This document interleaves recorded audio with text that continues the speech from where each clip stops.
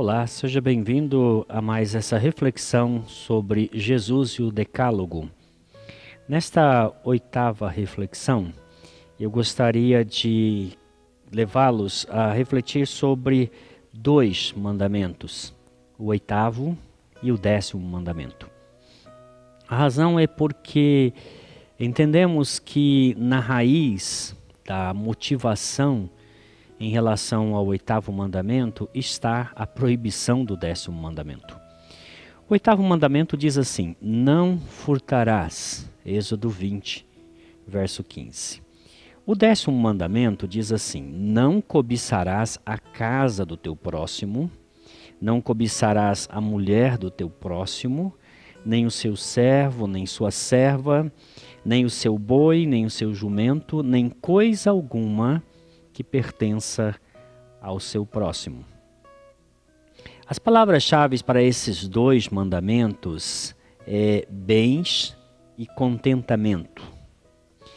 Estes dois mandamentos visam reger a questão da aquisição e a disposição dos bens e propriedades.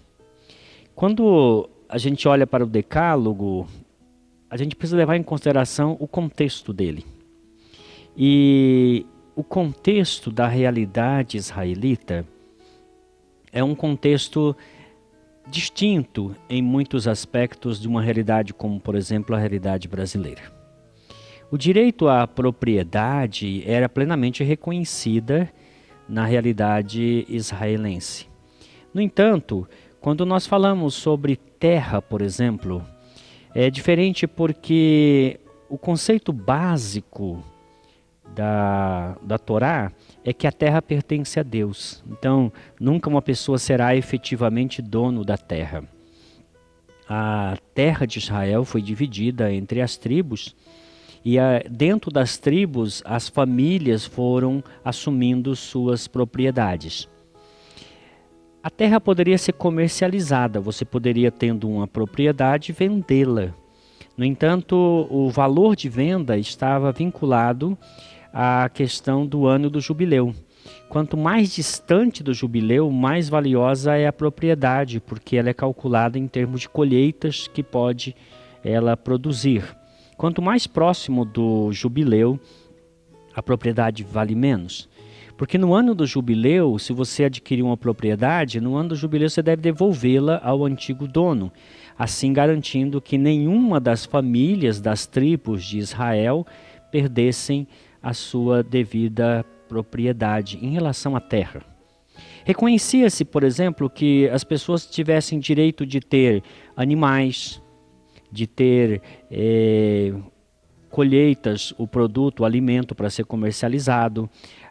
Admitia-se que eles pudessem ter a comercialização de roupas, por exemplo, e até mesmo de escravos. No entanto, havia alguns limites em relação à questão de posse e comercialização dos bens. A grosso modo, a esposa e os filhos eram vistos como propriedade do Senhor, aquele que era o marido e o pai neste caso. Todavia, ele não poderia comercializá-los, não poderia vender a esposa ou os filhos. No entanto, em relação aos próprios israelitas, poderia haver até o caso de alguém ser vendido como escravo para outro. Porém, essa pessoa, ela serviria apenas por 6 anos, depois seria liberta. Poderia ter escravos, mas de outras nações, não um israelita. E se tivesse, no máximo 6 anos, e ele não deveria ser vendido a outro. Quando a Torá reconhece o direito de propriedade e o direito de comercialização da propriedade, estabelece certo rigor no que diz respeito aos furtos. E, invariavelmente, havia uma punição para casos normais de o pagamento dobrado. Mas em casos extraordinários, esta punição de pagar o valor dobrado, por exemplo, se você furtou um boi, paga outro boi, ou em alguns casos até 4 vezes mais, 4 bois ou 5 ovelhas, dependendo da situação. O julgamento era feito pelos juízes nesse caso.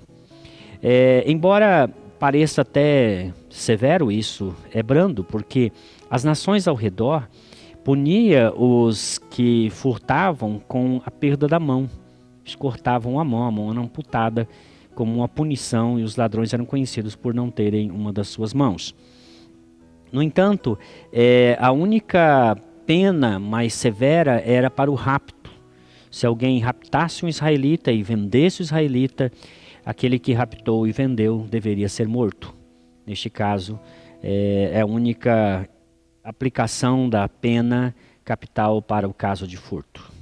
Quanto ao 10º mandamento, nós entendemos que ao proibir que se cobisse, e aí Moisés detalha a esposa, a casa, o campo, o boi, o jumento, servos e servas, nós entendemos que aí ele quer aludir, a usar esses exemplos, a totalidade dos bens do próximo.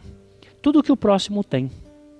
E Tiago nos chama a atenção no capítulo 4, dizendo que a cobiça ela é causa dos muitos problemas, das guerras, das contendas, porque quando nós cobiçamos, nós então transgredimos o 10º mandamento. E a lei determina claramente que não deve se cobiçar absolutamente nada que seja do próximo. E o critério é mais ou menos assim: se não é meu, é do próximo. Se não me pertence, não deve se tornar objeto de minha cobiça. Jesus, ao falar sobre estas coisas, ele nos ensina em algumas circunstâncias, ao falar às pessoas que o interpelavam a respeito de algumas coisas. Por exemplo, em Lucas capítulo 12, dos versos 13 a 15, Jesus é interpelado por um homem que diz assim: Mestre, ordena meu irmão que reparta comigo a herança.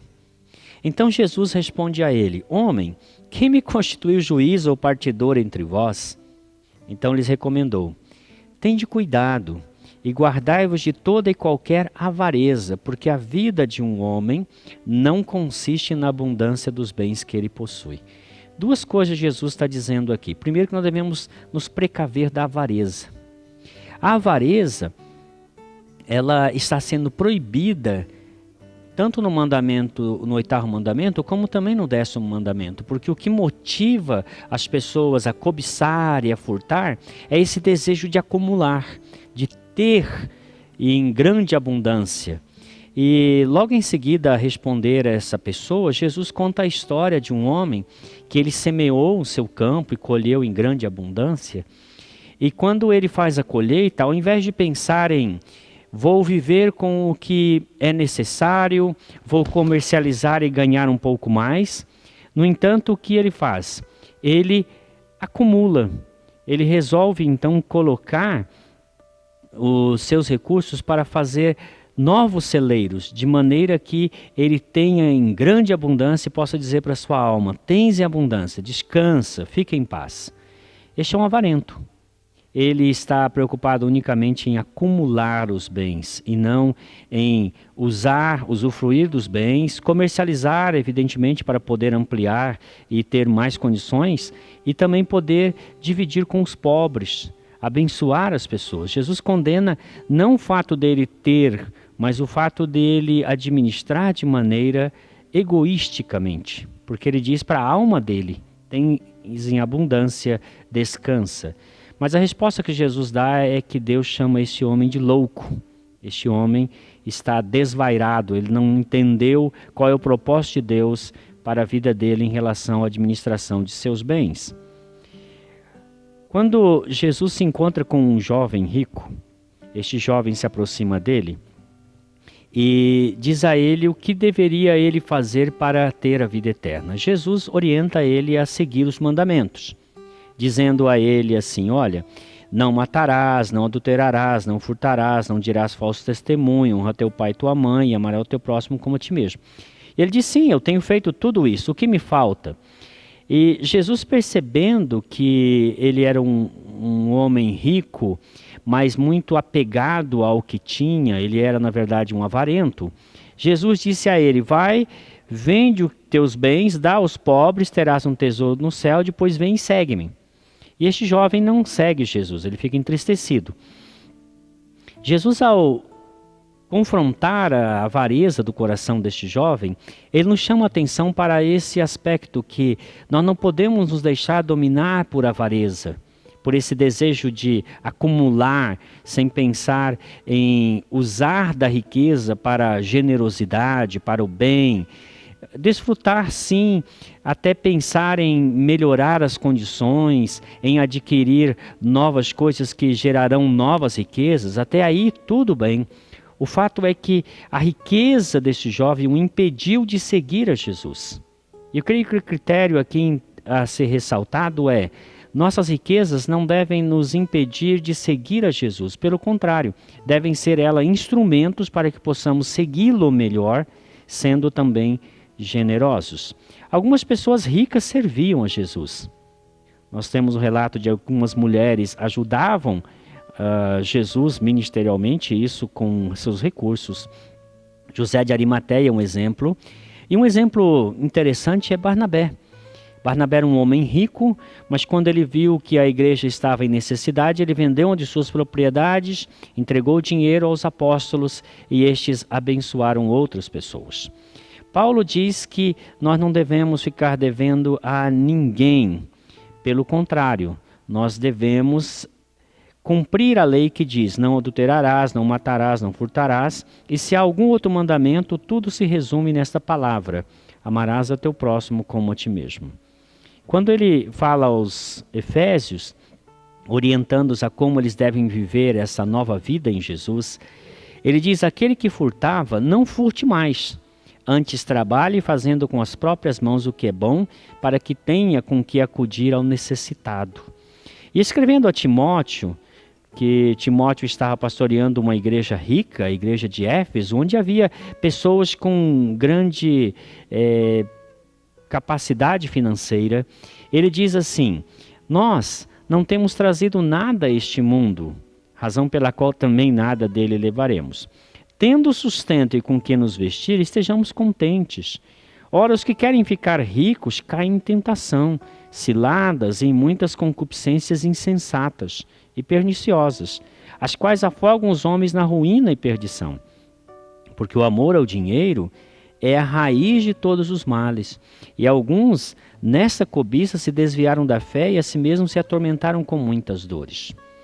Veja que Paulo está incentivando o contentamento, antes de mais nada. Por outro lado, ele desestimula a avareza.